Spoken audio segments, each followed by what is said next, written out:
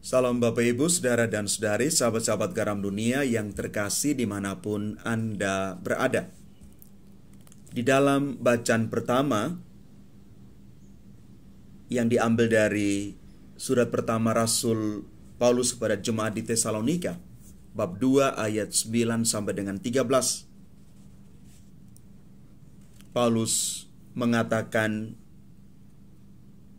betapa tidak putus-putusnya mengucap syukur kepada Allah sebab umat Tesalonika telah menerima sabda Allah yang mereka wartakan.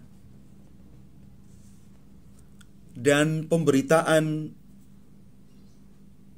yang Paulus sampaikan itu bukan sebagai kata-kata manusia, melainkan sebagai sabda Allah. Sabda Allah ternyata bekerja giat di dalam diri orang-orang Tesalonika dan mereka percaya. Pengalaman pewartaan dari Paulus ini mau mengajarkan kepada kita sekalian tentang hati yang terbuka, akan siap untuk menerima pengajaran, dan hati yang terbuka pula akan menjadikan sabda Allah yang ditaburkan itu terus berbuah. Selanjutnya di dalam bacaan Injil Matius bab 23 ayat 27 sampai dengan 32, Yesus mengeritik para ahli Taurat dan orang-orang Farisi tentang cara hidup mereka. Bagaimana Yesus membongkar kebobrokan praktek keagamaan yang keliru oleh para pakar agama ini. Yesus membandingkan mereka dengan kubur yang dilabur putih. Yesus mau mengingatkan mereka tentang kebusukan mereka,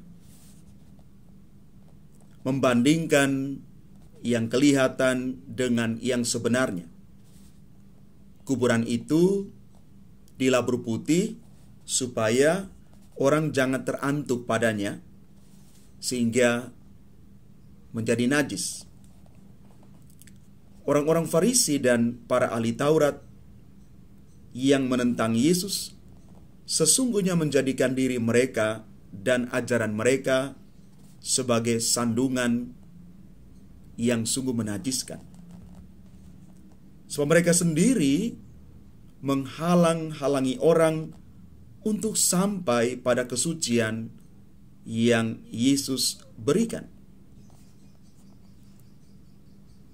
Predikat sebagai tokoh agama yang seharusnya menjadi contoh justru dipakai sebagai alat untuk memuaskan kepentingan diri mereka sendiri. Karena itu, disinilah Yesus mengecam mereka. Bapak, Ibu, Saudara, dan Saudari yang terkasih, para ahli Taurat dan orang-orang Farisi mempraktekkan secara lahiriah dengan teliti seluruh hukum, tetapi mereka mengabaikan nilai rohani yang terkandung di dalam hukum-hukum itu.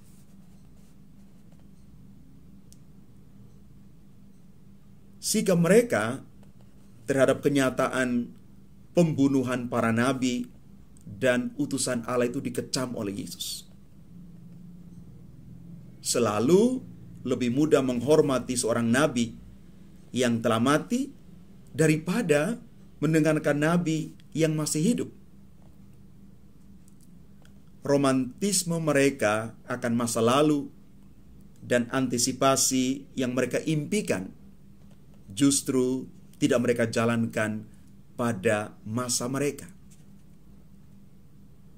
Inilah hal yang mendasari kenapa Yesus mengecam orang-orang Farisi dan para ahli Taurat.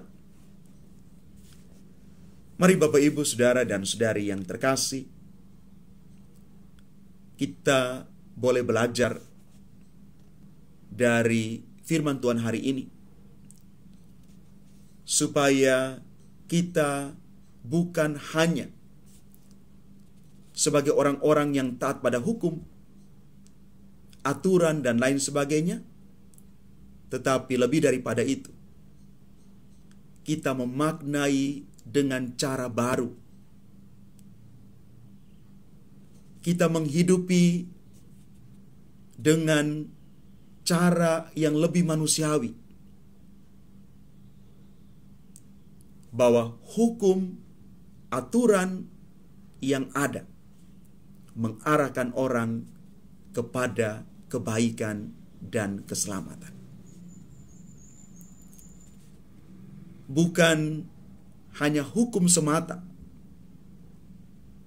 tetapi sekali lagi, hukum, aturan yang ada, sekali lagi, ditegakkan demi kebaikan bersama.